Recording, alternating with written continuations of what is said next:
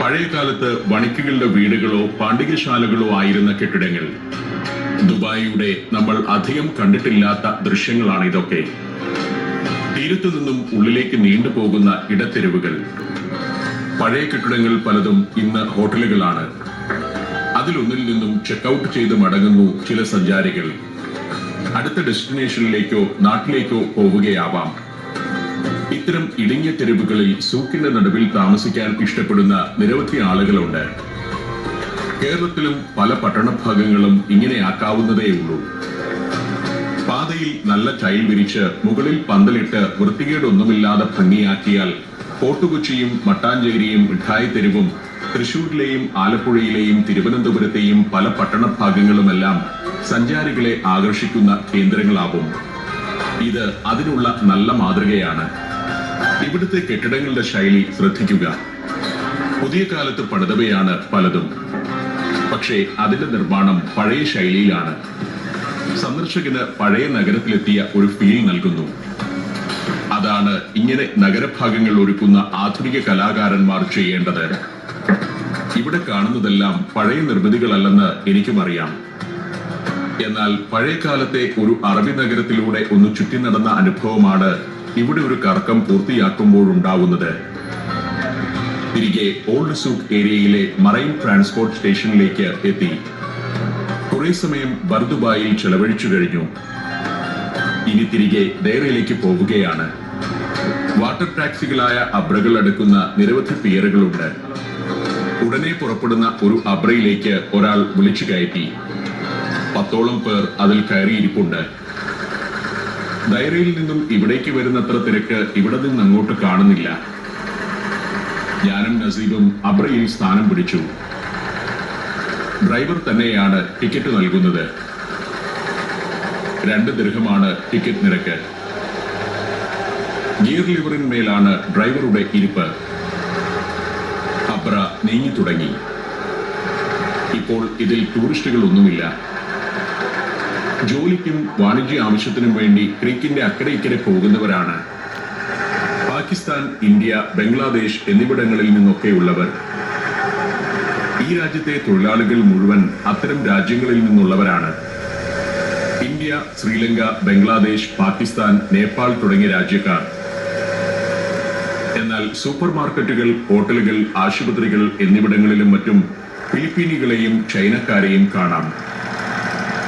വെളുത്ത തൊലിയും സൗന്ദര്യവുമാണോ അതിന് കാരണമെന്ന് ഞാൻ ചിന്തിക്കാറുണ്ട്.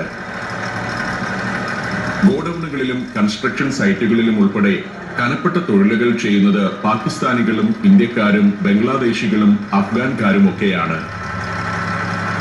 മലയാളികൾ വളരെ ഉയർന്ന പദവികളിലും ഇവിടെ ജോലി ചെയ്യുന്നുണ്ട് എന്നത് മറ്റൊരു കാര്യം.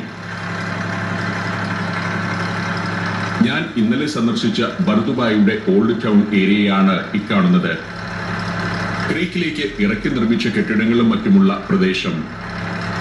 മണൽ നിറമുള്ള കെട്ടിടങ്ങൾക്ക് നടുവിൽ ഒരു മോസ്കിന്റെ മിനാരം. ക്രീക്കിൽ നിരന്നു കിടക്കുന്ന പരമ്പരാഗത ജലവാഹനങ്ങൾ. മനോഹരമായ ഒരു കാഴ്ചയാണിത്.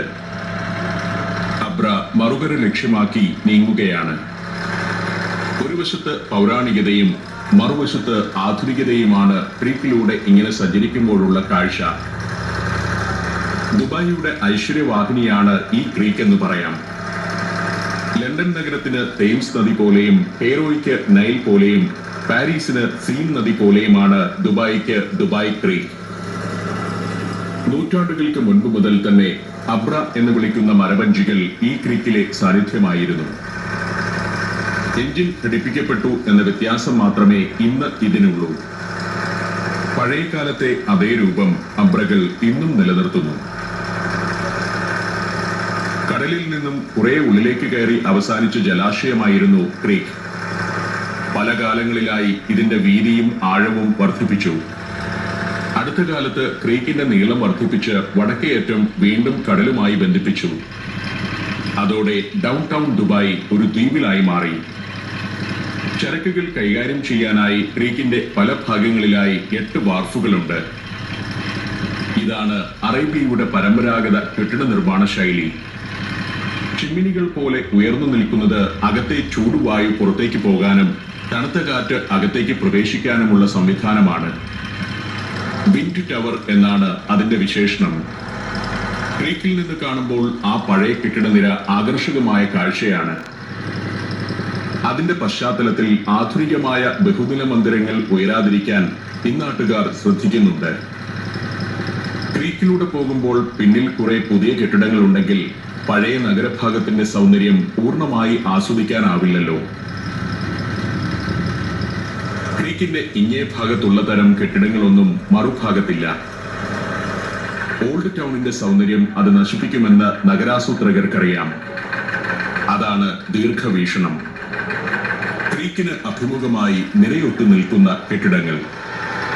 ദേറയിൽ നിന്ന് ഞാൻ പുറപ്പെട്ട പിയറിലേക്കല്ല അബ്ര ചെന്നെടുക്കുന്നത്. കുറച്ചുകൂടി മുന്നോട്ട് മാറിയുള്ള അൽ സബ്ഖ മറൈൻ ട്രാൻസ്പോർട്ട് സ്റ്റേഷനാണിവിടം. തീരത്തെ കുറച്ചുകൂടി കാഴ്ചകൾ കാണാനായി ഇവിടേക്ക് പുറപ്പെടുന്ന അബ്രയിൽ കയറിയതാണ് ഞാൻ. നിരവധി അബ്രകൾക്ക് ഒരേ സമയം വന്നെടുക്കാവുന്ന മറൈൻ ട്രാൻസ്പോർട്ട് സ്റ്റേഷൻ. അബ്രയിൽ നിന്നിറങ്ങി പുറത്തേക്ക് നടന്നു. ഏതാണ്ട് 1 കിലോമീറ്റർ അകലെയാണ് കാർ പാർക്ക് ചെയ്തിരിക്കുന്നത്. താൻ പോയി വാഹനമെടുത്തു വരാമെന്ന് നസീബ് പറഞ്ഞു. നസീബ് കാറുമായി വരുന്നതുവരെ ഇവിടെ ചെലവഴിക്കാം. അൽ സബ്ഖ മറൈൻ ട്രാൻസ്പോർട്ട് സ്റ്റേഷനും അതിന്റെ പരിസരത്തെ കാഴ്ചകളും കണ്ടുകൊണ്ട് സുന്ദരമായ പ്രൊമനേഡിലൂടെ ഞാൻ നടന്നു.